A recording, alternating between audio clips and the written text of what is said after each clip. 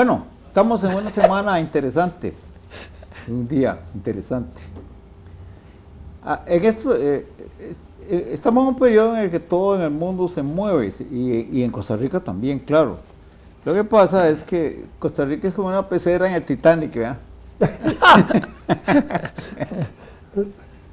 En estos días lo que hemos visto es un poco el impacto que están teniendo que está teniendo en el resto del mundo el cambio en las formas de la política en Estados Unidos, digamos, aparte de que se llame Trump el presidente o se llamara Obama el que saliente, ha quedado claro que se han perdido las normas. Por lo menos las formas. Las formas, sí, se han perdido las formas. Y entonces la desfachatez pareciera ser la consigna, y lo vemos en Europa, por ejemplo, con el caso de la señora Le Pen, que acaba de ser proclamada candidata en Francia. Y no solo ella, otros dirigentes europeos que recurren a expresiones que obviamente en otra época habrían sido condenadas de inmediato, porque tienen connotaciones absolutistas, sí, verdaderas. Sí. Y curioso que en Costa Rica sí, también se está perfilando algo así ya en la campaña, ¿verdad? Por ejemplo, hay un precandidato que ya adoptó el eslogan: voy a poner orden. Sí. No, y otro que ha dicho desenchavar, que es parecido. Bueno, sí. Lo que pasa es que la palabra desenchavar no existe. Yo todavía. Deberíamos declarar que no sabemos qué quiere decir con eso. Porque es una desgracia. Si usa una palabra que no existe, si llegara al poder, haría lo que le da la gana porque no... O no hace. Qué interesante, a propósito, no de eso, sino volviendo a lo local. Un amigo, desde luego, cuyo nombre me lo tengo que reservar por razones obvias, magistrado de la Sala Constitucional, con quien estuve conversando largo. Y me decía, muchos están poniendo a los suplentes para este fallo que tiene que venir en estos días sobre lo de las pensiones. Y entonces yo, tal vez muy indiscreto, le dije, ¿cómo lo ves? Y me dice, lo que pasa es que hay dos clases de magistrados, ¿verdad? Magistrados muy bien sentados en su posición, con gran prestigio, que no los mueve así el vaivén de la opinión pública y las presiones.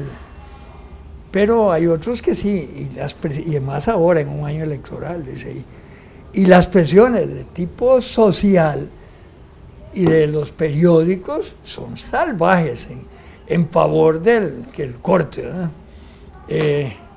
Claro, dice que evidentemente desde el punto de vista estrictamente jurídico no hay por dónde, es decir, esto es absurdo. Sin embargo, ¿cuántos van a enfrentar a una opinión pública que está pero tremenda en este caso?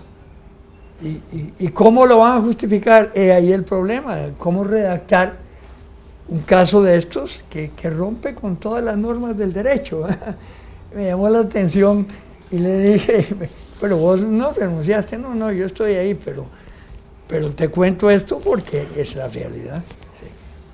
Es decir, hay una presión, y por otro lado, desde el punto de vista de la Corte en sí misma, más bien hay una actitud defensiva, de rechazo. De manera que están entre dos fuegos, de ser muy grave la situación, me dijo. No, en ese caso, cuando dice la Corte, ¿a qué se refiere? A la Corte Suprema, a los magistrados que no son del canal, de la Sala Constitucional, en general, la Corte Plena, llamémosle. Pero lo que estabas diciendo del desorden que ibas a hablar. Sí, perdón No, yo no, vos habías descendido a Costa Rica, por eso me atreví a tocar el tema. Cuando, vamos a ver, poner orden, así voy a poner orden, es una expresión muy voluntariosa, ¿verdad? Sí, sí, claro. Que denota una pretensión de casi dictatorial, ¿verdad? Que no calza con la tradición democrática de este país. Pero justamente muestra que ya se están perdiendo las formas, como decía antes, ¿verdad? A un dirigente que quiere parecer correcto, no se le ocurriría jamás en Esto otro no, tiempo usar ese eslogan, ¿no? Porque ha habido consignas políticas raras. Y el nazismo usó el término. Claro. Y por eso no, la señora Le Pen lo coge, pero también allá en Hungría, Orbán y el turco, uno siente que como que se les está contagiando muy rápido. El filipino está poniendo orden también. No, el filipino a su estilo. Matando gente. Matando gente y reconociéndolo. Sí. Dice que muchos los ha matado él personalmente, así tranquilamente. Eso pareciera contagiar, que estarse contagiando ya a nuestro medio. Claro que uno podrían decir, bueno, se le está contagiando a unos que no van a ganar nunca, pero ¿quién quita un quite? Y si ganan. Claro, porque así decíamos. Y si ganan. ¿Ah? Y si ganan, ese es el problema, claro. Una vez, paréntesis, el mayorcillo de mis hijos, Lautaro, tenía como 6 o 7 años. Y nosotros frecuentábamos mucho a la familia de Álvaro Montero Mejía. Y estaba Silvia, la hija mayor de Álvaro, que tenía 12 años tal vez. Y pasaba diciéndole al hijo mío que se casara con ella. Entonces, era una mocosa de 12 años o 13, con un carajillo de 6. Y ya mi hijo estaba harto. Claro. Y un día íbamos a ir a almorzar a la casa de él, y entonces se nos reveló. Y entonces nos dice, no, yo no voy a ir ahí. Porque es que ahí está Silvia, y siempre me dice que me case con ella y eso, y yo no quiero. Y le digo, decirle que sí en broma. Le digo yo, y me dice, ¿y si lo toma en serio? Bueno. Exacto, ese mismo. Exactamente igual. Y si lo toma en serio, ese cariño muy consciente de la responsabilidad del matrimonio. El peligro es que se descubra lo que acabemos descubriendo, lo que se descubrió en Estados Unidos, que ese tono estaba en el corazón de demasiada gente, ¿verdad? Sí, claro. Hace un año, cuando hablábamos de Trump, nos burlábamos de la posibilidad de que fuera, ¿sí? Bueno, y ya llegó, porque había gente que resonaba con esas consignas. Incluso podría ser que Trump estuviera solo, pudo haber sido que Trump estuviera solo fingiendo. No. Pudo haber sido. Sí. Y cayeron con esas consignas. Ahora, si la gente vota por esas consignas es porque lo tiene en su corazón. Si no, ¿cómo? Sí, por supuesto. Y si descubrimos que aquí también se dio mucho de lo que llamábamos aquí cuando un tico tenía un trabajo con compañías americanas y era un defensor, ultra defensor le decíamos que era un macho tico. Usamos mucho ese término. ¿Macho tico? Sí, macho tico. Y allá como que hubo mucho macho tico entre los latinos, ¿no? Que lo defendían. Y bueno, es que nosotros tenemos que evitar que entre la chusma. ¿Y ellos quiénes son? ¿Y cómo llegaron? ¿Cómo llegaron? Sí, pero si la misma esposa de Trump no es una emigrante. Sí, claro. Ahora le están sacando... una emigrante, al final de cuentas. Le están sacando una mentira que metió cuando dijo que ella llegó a Estados Unidos en el 96, porque aparecen unas fotos en las que está modelando, trabajando en Estados Unidos en el 95. Y que presente papeles en qué condición estaba en ese momento.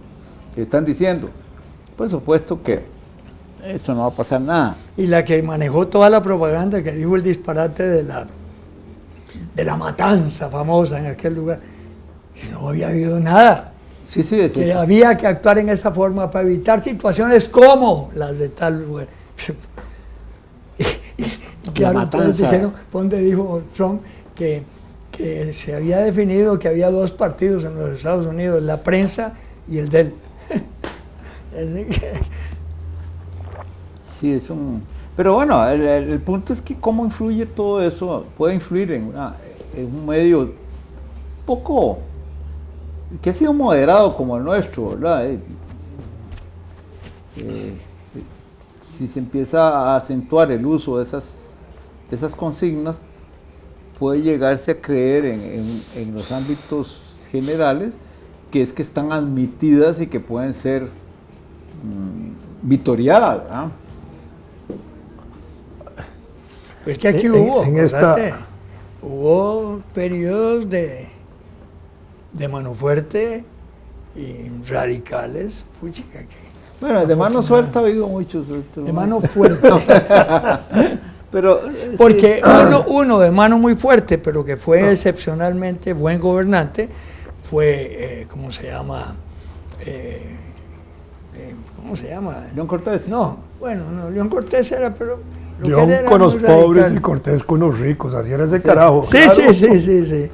No, el general Guardia, Tomás Guardia. Sí. Entró por un golpe y sin embargo hizo un magnífico gobierno. Todo el gabinete de Tomás Guardia era de civiles. Sí, todo. Todo. Solo él era militar. Sí. Ahí estaba nuestro querido José María Castro Madrid. Bueno, pero quiere decir que se cuidaba la espalda. Sí, claro. No tenía un hermano como Pillín, como Tinoco, sí. Como Joaquín. Sí, porque a películas sostuvo Joaquín, ¿verdad? Con sus bravuconadas. Y en realidad era un tipo muy valiente, ¿verdad? Pero no fue suficiente, aun cuando él fortaleció el ejército otra vez. Sí. De nada le sirvió darle plata al ejército, fortalecerlo institucionalmente. Al final la gente lo tumbó, ¿verdad? Lo tumbó después de la muerte de Joaquín, ¿verdad? No, había yo pienso que eso fue como un punto más, porque estaba el movimiento constitucionalista que estaba impulsado por don Julio Acosta, que tenía guerrilla, tenía guerra, venía peleando desde el norte y estaba en el sur también peleando, y estaba el maestro aquel García Flamenco, y habían movimientos armados contra la dictadura, que es una situación interesante, porque era un movimiento armado contra la dictadura. Don Pepe en el 48 en cierta manera justifica su alzamiento contra una supuesta dictadura, digámoslo así, de Calderón y de Picado. Pero más que dictadura era más por la justificación que él hacía del fraude electoral del 44 y del 48, que hacía emerger un gobierno ilegítimo, ¿verdad? Y al hacerlo ilegítimo... Más por ilegitimidad del gobierno que por... Pero digamos, de alguna manera fue eso, ¿verdad? Porque golpes de Estado en Costa Rica no... Teóricamente solo el del 17, en el siglo XX, ¿verdad? El intento del Bellavistazo, en el 32, y lo de Figueres no fue un golpe de Estado. No, claro. Teóricamente no fue un golpe de Estado. Dentro de la Junta de Gobierno, el intento de golpe de Estado de Cardona, ¿verdad? Nada más. Y después, que yo recuerde, no hubo otro, ¿verdad? No. En el gobierno de Carazo hay miembros de su gobierno que dicen que hubo un intento de golpe contra Carazo. El otro día oí decir, me parece, a Johnny Echeverría. Pero con un ejército made in China, porque... ¿Cómo? Es que, claro, en Costa Rica pensar en un golpe de Estado después de 48 tiene sus bemoles, porque perdón, fue contra Luis Alberto, más bien. No, contra Luis Alberto. No contra Carazo, sino contra Luis Alberto. Ahí era, claro, ahí uno puede, cierto, claro, en eso cuando cambió todo el gabinete. Claro, tuvo que cambiar todo, tuvo que hacer cambio de gabinete, eso fue la presión. Pero era una presión que venía de ya sabemos dónde. Es decir, no era interna, tanto interna como externa. Sí. Había algo interno. Sí, claro. Porque a mí me hablaron, una persona muy amiga mía, que era, no voy a decir nombres ni nada, pero sí me hablaron. Para formar parte de la Junta Cívico-Militar. Sí, iba a ser parte de la Junta Militar. Que había que cambiar. No, simplemente yo en ese tiempo escribía en La Nación todos los días. No, sí, aquella reacción que hubo de los estudiantes y otros sectores, ¿verdad? Que hubo un famoso desfile de la paz. Sí, eso influyó, yo creo, pero de todas maneras no evitó que San Martín de Porres se saliera con la suya. Así que había un viceministro de seguridad que le decíamos San Martín de Porres. ¿Un viceministro? Sí, ese era Luis Alberto. Sí, ese era el cipayo. El artífice. Digamos, ni siquiera. Pero había otro más alto. No, Ángel Edmundo no. No, Ángel Edmundo no. Ángel Edmundo era fiel a. Sí, claro. Sí. Claro. No. Pero era el ministro de Seguridad. No andaba por ahí el asunto. Que le decíamos San Martín de Porres desde muchos años antes. Cuando llegó a viceministro se le borró el apodo por un tiempo. Le dieron San Martín Porrazo. El ángel del mundo, le decíamos nosotros en la Piapia. El ángel del mundo. Sí, esa era una subversión inducida desde afuera. Esta desarticulación del mundo como hay ahora es interesante, porque me parece a mí que nosotros estamos acostumbrados, en el caso costarricense, pues es corriente, es ordinario, es de la vida diaria, que nosotros no tengamos políticas de Estado, en el sentido de tener políticas de largo plazo respecto a las gestiones de gobierno en todo sentido, no solo de política interior, sino de política exterior. En Estados Unidos hay tradiciones de políticas de Estado que trascienden al ejercicio de un gobierno, donde los gobiernos que entran, cualquiera que sea, tienen que ir, como en esa línea de tren, con sus particularidades. Con la llegada de Trump, me parece que lo que se ha interrumpido es justamente esas políticas de Estado para pasar a políticas de gobierno, es decir, de corto plazo, al estilo del gobernante. Trump entra y entonces modifica todo, o trata de modificar todo, a su estilo, quebrando esas estructuras de Estado de largo plazo e impulsa políticas inmediatistas, que ahorita encuentran freno, obviamente que sí, porque encuentran ese freno institucional de lo que son las instituciones de Estado que regulan de alguna manera el marco de esas políticas generales de Estado. A mí me llamó la atención... Y por otro lado, perdón, para terminar, sí, hombre, claro, que también me hace mucha gracia pensar de que en este proceso llamado globalización, uno entiende que hay perdedores y ganadores en las relaciones comerciales internacionales.